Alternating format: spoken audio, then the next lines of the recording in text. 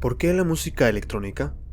La respuesta es porque ésta se ha vuelto tan difusa de clasificar a nuestros días que resulta atractivo recorrer su historia para entender cómo la estética de las respectivas épocas donde se desarrolló la ha definido en una nueva forma de consumir la música. A lo largo de la historia, el sonido ha pasado de ser una manifestación acústica a convertirse en un fenómeno moldeado por la electricidad y la experimentación. Desde los primeros intentos de sintetizar el sonido hasta la abstracción del ruido como arte, la búsqueda por trascender lo convencional ha sido una constante.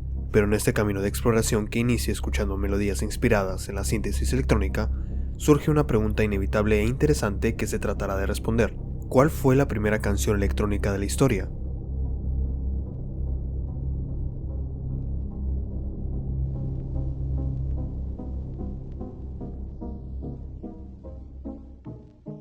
Pese a que la electricidad en la música no era una novedad durante las épocas lejanas como el siglo XIX, la síntesis electrónica llegaría al mundo de manera sorprendente. En 1862, el físico Hermann Helmholtz publicó una obra titulada Sobre las sensaciones del sonido, en donde describió el sonido como una combinación de ondas fundamentales y sobretonos, determinando que cada tono musical tiene un timbre único, abriendo la posibilidad de que al combinarse con otros, se generasen nuevos sonidos. No pasaría mucho tiempo para que Tadeusz Cajil crease una revolución inspirada por sistemas como el Tetraphone de Clement Ader, que permitía escuchar transmisiones en vivo desde la Ópera de París por medio de líneas del telégrafo, así como basado en la teoría dada en las obras de Hermann Helmholtz, dándose así la tarea de crear el primer instrumento electrónico capaz de sintetizar el sonido por medio de la electricidad y transmitirla por medio de canales dedicados, el telarmonium. El telarmonium representó un salto sin precedentes en la música. Su funcionamiento se basaba en ruedas tonales que giraban a distintas velocidades según las notas tocadas, generando sonidos de manera mecánica pero con una fidelidad sorprendente para la época.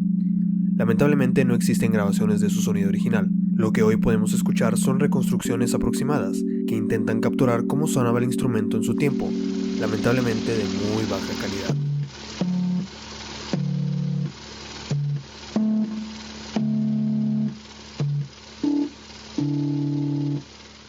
En esencia, era una síntesis temprana del sonido, imitando instrumentos acústicos con una precisión asombrosa. Y pese a consumir la energía de una central eléctrica de la época y medir casi 18 metros, sería un éxito para transmitir música en salones dedicados a la escucha del instrumento. Según el libro Magic Music from Telarmonium, publicado en 1995, cuando el telarmonium hace su primera demostración pública en el Café Martín, en la esquina de la Quinta Avenida y Calle 26 en Nueva York, se menciona que el número inició con la canción It's Really Nice to Have a Sweetheart, de 1907, con una sección que emulaba los trombones de la canción original.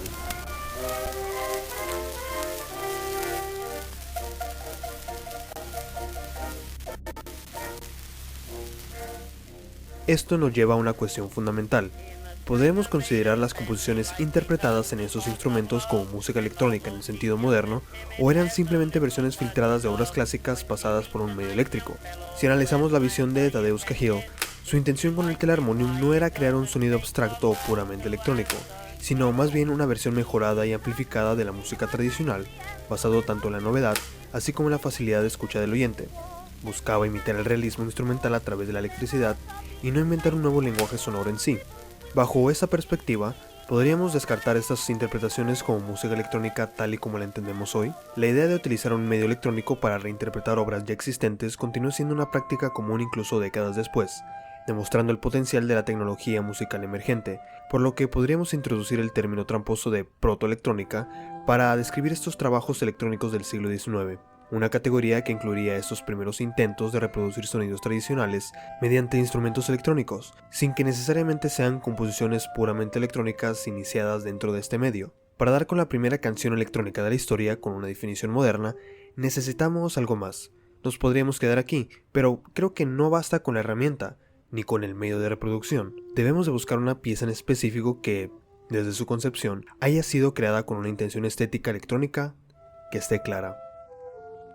Como concepto central en la definición y evolución de la música electrónica, la intencionalidad electrónica establece la motivación consciente y deliberada del autor para crear una obra que no solo represente una exploración técnica, sino que también reconfigure el panorama estético existente. Es el acto de utilizar herramientas, ya sean sintetizadores, para establecer un lenguaje sonoro completamente nuevo que no se limite a reproducir o imitar lo anterior, sino que introduzca una nueva forma de experimentar el sonido y, por extensión, el arte. Al no tener forma de verificar cómo fue o cuál fue directamente la primera interpretación del Telarmonium, ahondaremos más en el concepto de intencionalidad estética en la música electrónica, y cómo ésta llega con un estilo tan temprano en el siglo XX que cambia la percepción musical de todo el mundo.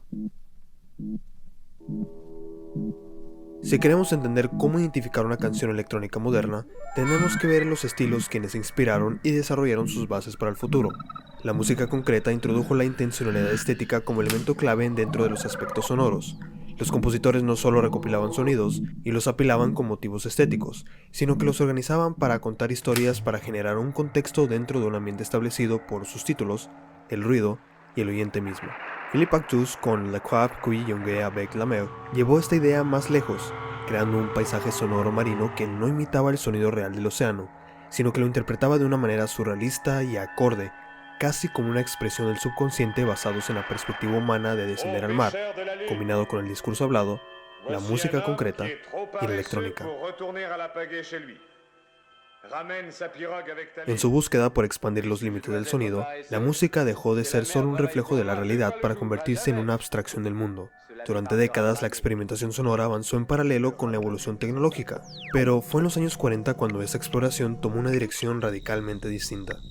Con esto, la música dejó de estar atada a las estructuras convencionales y adquirió un nuevo propósito, no solo representar, sino transportar al oyente a paisajes imaginarios creados únicamente a través del sonido. Un ejemplo clave de este enfoque es Etude au chemin de fer, donde Pierre Schaeffer convierte el sonido de los trenes en una experiencia casi cinematográfica. Aquí no hay una melodía tradicional ni una estructura predecible, sino una serie de fragmentos de ruido cuidadosamente organizados para generar una sensación de movimiento, profundidad y atmósfera. Es un tipo de escucha que no depende de la vista ni de referencias externas. El sonido es quien define la experiencia. Ese principio llevó a uno de los fundamentos más importantes en la evolución musical, el trance sonoro. Cuando los sonidos no se presentan como elementos aislados, sino como una narrativa inmersiva, la mente del oyente entra en un estado de concentración profunda, en donde lo que escucha se convierte en un canal directo hacia la imaginación. Es el mismo fenómeno que ocurría en el cine ciego de la época, en donde el sonido guiaba la percepción y generaba una interpretación personal de la misma historia. A partir de este punto, la música ya no dependería de instrumentos tradicionales ni estructuras convencionales. La exploración del sonido había alcanzado un punto donde la realidad y la imaginación podían fusionarse completamente para entregarnos abstracciones que funcionaban desde la percepción del autor hacia el oyente.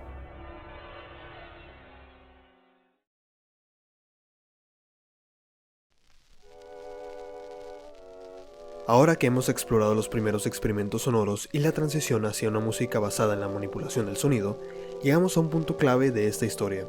La década de 1950 marcaría el momento en el que la música electrónica pasaría a convertirse en un concepto claro y definible. ¿Cuál es, pues, la primera canción electrónica de la historia? Si nos basamos en la definición que hemos establecido anteriormente, una melodía identificable, creada puramente con medios electrónicos e intencional en todos sus sentidos, podemos encontrar un primer indicio en Nova Chord Solos de 1941. Este álbum, distribuido por Columbia Records, presentaba piezas como Tea for Two, interpretadas en un instrumento completamente electrónico, el Nova Chord.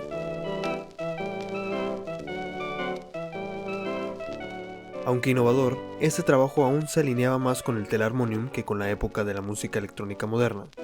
El Nova Chord buscaba emular los sonidos de instrumentos acústicos, más que construir un lenguaje sonoro propio. 10 años después, en 1951, se adhería un paso más audaz con un sencillo peculiar, The White Sweet Bamba /Go Go Go Go.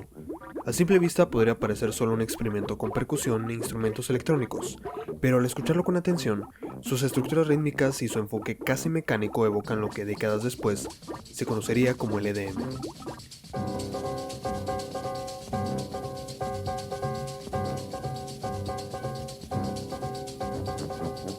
Si bien aún no podemos decir que pertenece a un género puramente electrónico, ya contiene elementos que anticipan una estética sonora completamente nueva. Pero, de nuevo, si nos apegamos a lo que hemos visto hasta ahora, la intención detrás de estas obras sigue anclada a la reinterpretación de estilos ya existentes. La música electrónica, en su esencia más pura, debía trascender la imitación y establecer un sonido propio por medio de las armonías construidas en un concepto abstracto. Entendiendo también pues que no nos podemos separar de ese concepto clásico de música, pero no mirando hacia el pasado cuando se componen estas melodías. Aquí es donde también podríamos hacer un poco de trampa, ya que trabajos como Sound of Frequency de 1954 podrían incluirse, pero quedan fuera de la ecuación. Pese a ser una obra puramente electrónica, carece de una estructura musical o intención estética definida, limitándose a pruebas de sonido sin un propósito artístico claro, pero cosa importante, siendo identificable como un álbum comercial. No basta con que el medio sea electrónico. Lo que define una canción electrónica no es solo su proceso técnico, sino su intención de ser percibida como música. Sin embargo, en esta misma época, surgirían obras que finalmente definirían esa estética electrónica que estaba por venir, y lo harían desde un sitio inesperado.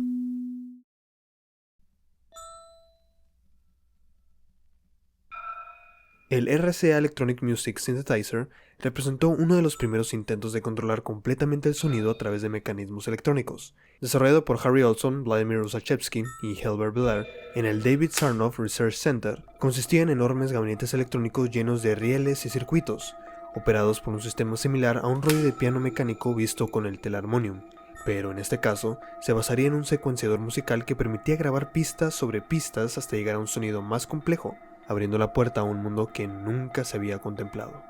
El mundo de la interpretación había terminado para dar paso a la multipista automática. El ejemplo del funcionamiento de este instrumento se ve expresado en el álbum The Sound and Music of RCA Electronic Music Synthesizer de 1955. Sin embargo, a pesar de la sofisticación de la máquina, las demostraciones iniciales parecían estar atadas a la tradición. Se mostraban arreglos electrónicos de obras clásicas, evocando al Novacore y al Telarmonium, que buscaban imitar sonidos familiares en lugar de explorar lo desconocido. Pero luego, en la reproducción del disco, ocurre algo diferente. Al momento de llegar al minuto 12, los ingenieros hacen una demostración pura de una melodía que se está construyendo por partes. Esta vez no hay una intención de emular un piano, o un violín, o una orquesta. La melodía no es una imitación desde su concepción, sino una construcción secuencial puramente electrónica. Is Hungarian Dance No. 1 by Brahms, synthesized without attempting to simulate any particular instrument.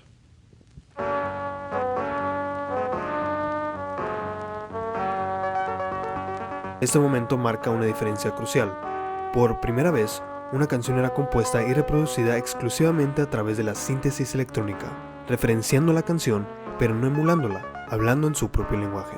Considero esta canción como la primera canción electrónica de la historia, debido a que presenta las bases que serían usadas en grupos posteriores como Kraftwerk al momento de definir su sonido bajo un lenguaje completamente nuevo, pero entendible para el público que estaba acostumbrado a obras clásicas.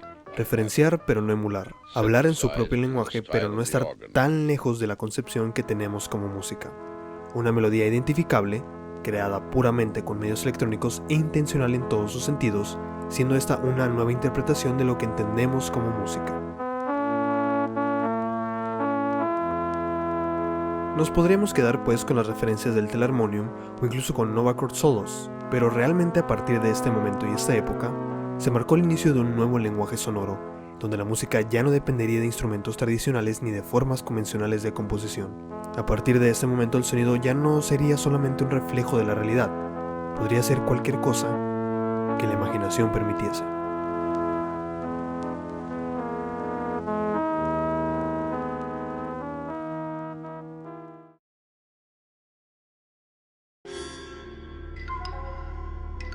El año 1955 no solo marcó el nacimiento de la música electrónica tal y como la conocemos, sino que también preparó el terreno para una nueva revolución sonora. Nos alejaría de los laboratorios y las salas de concierto para dirigirse hacia un contexto desconocido, el espacio. La combinación entre un sonido sintetizado, imaginación y la propaganda crearía un nuevo género que capturaría la emoción, el misterio y la vastedad del universo. Así, en la frontera entre la ciencia y la fantasía, nacería el space pop.